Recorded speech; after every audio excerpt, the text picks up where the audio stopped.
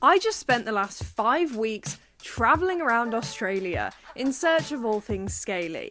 But today we're taking a break from the herping and we are going to be going to a zoo. A very famous zoo, in fact.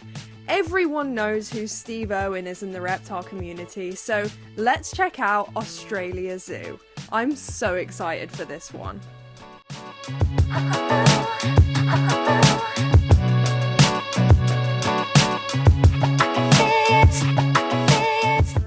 Never mind, I guess we are still going herping because this zoo is full of Australian water dragons. These dragons are more common than a grey squirrel here in the UK. They are everywhere, and we found loads whilst on our way to our first show of the day, the Reptile Talk. Starting out with the tortoises. Tortoise found from Southeast Asia. So as I was saying, around that 5-6 kilo mark, potentially a little bit more, but as I was saying, not a very large tortoise species on the grand scheme of things, when our large species can get up to be around 300 kilos. Now, unfortunately, out of every single species of tortoise found throughout the world, every single one of that 46 different species, every single one has got something massively in common. They're all known to be either vulnerable or endangered out there in the wild. Now, to make that fact 100 times worse, it is due to human interaction. These guys, unfortunately, all of them were taken illegally from the wild. So these little radiated tortoises, as I say, we have 9 females. They play a vital role in being an ambassador species to try and teach people what is going on in different parts of the world. Now, some people do ask us quite often, why don't we release these guys back in the wild? Now, why that is because there is a few different illnesses and stuff like that that's in captivity that isn't out in the wild, so we don't want to risk reintroducing that illness into the wild. But in the same hand, if we release these guys back out in the wild, most likely the next week they'll get picked back up and put straight back into the legal wildlife trap. The next animal was a shingleback. Aren't they just adorable? This here is known as a skink. We do have about 400 different species that are found here in Australia, distributed between so many different habitats throughout Australia as well, which is so incredible. This little fella here is found in the real rural dry area of Australia, all the way down south into some really cold areas as well.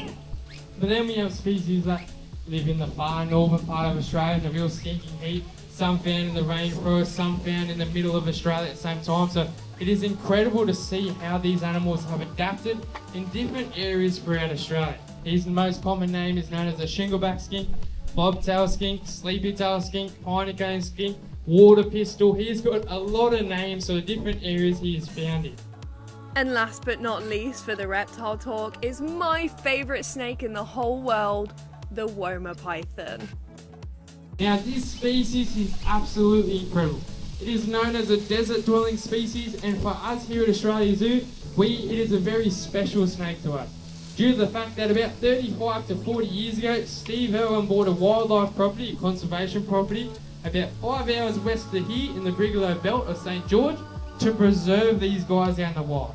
They have a pretty wide distribution, but unfortunately due to habitat destruction, their land has completely shrunk into small populations throughout Australia.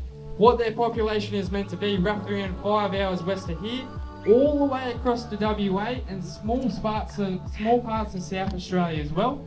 But unfortunately, due to that over habitat destruction, it has been shrunken into very, very small areas that are left of that conservation land. So being that we have that massive conservation property means that we have preserved them in that place here in Queensland, and they can live for the rest of their life out there knowing that there's such a big population there. Now, believe it or not, this Woma Python here has actually got a natural antibody to eat the venomous snakes found here in Australia, which is absolutely incredible.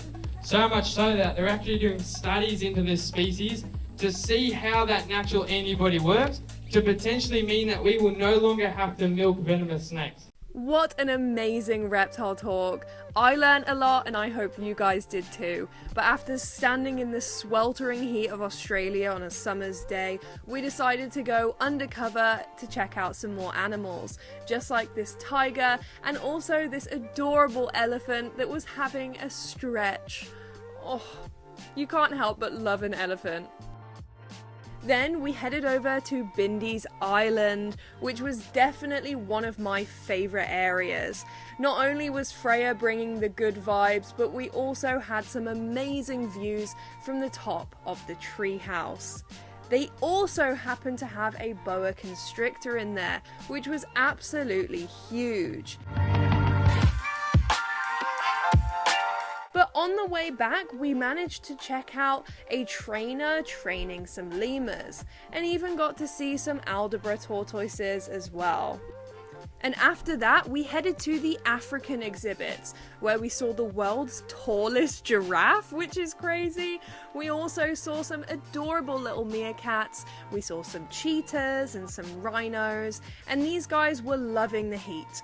I, however, was not. I'm from the UK, I'm supposed to be dealing with cold, so we did end up getting the minibus back to our next area, and we headed to the Crocaseum, the famous arena where Steve Irwin used to do his crocodile shows. Now, I was really hoping to see Robert Irwin, you know, he's an absolute icon and a legend, just like his dad, but he was very busy filming I'm a Celebrity, so I'll let him off this time. We walked over to the Crocaseum and chose our seat, and I was just on cloud 9. You see so many videos of this place, but seeing it with your own two eyes is just something that I hope all reptile lovers get to experience at least once in their life, because it was truly amazing. So now let's check out some footage from the crocodile show. Where you're sitting in the Crocaseum, we want you to learn and appreciate how gorgeous crocodiles really are. You'll be looking at one of the most ancient animals on the face of the earth, and it's our responsibility to make sure that crocodilians survive for another 60 million years. So don't forget, Crocs rule here at Australia Zoo, here at the Crocaseum.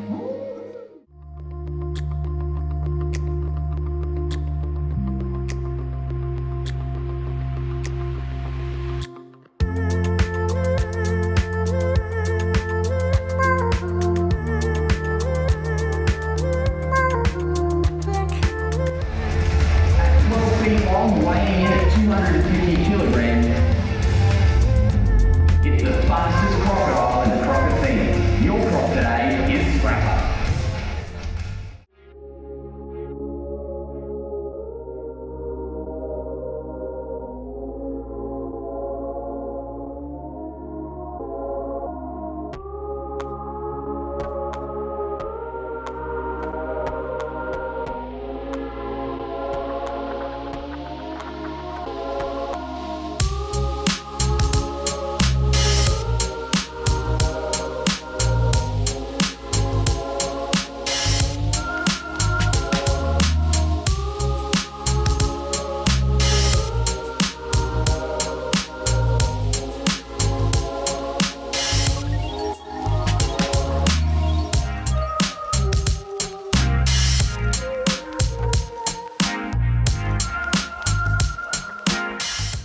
What a fantastic show. I didn't want to give too many spoilers in case anyone ever heads over to Australia Zoo and decides to go to the Crocaseum for themselves, so I just played a few short clips for you all. After that though, our next stop was Robert Irwin's Reptile House, and I was really excited to see this because I wanted to see some cool native species that you don't really see in the UK, but also I wanted to see exactly how they're keeping their animals in captivity, because it's definitely interesting. Everywhere does it differently, and Australia definitely has some of the best reptile welfare in the world. These enclosures look absolutely fabulous. There was one enclosure which kind of had me pulling a face and just had me questioning things a little bit, which was the rattlesnake and corn snake enclosure.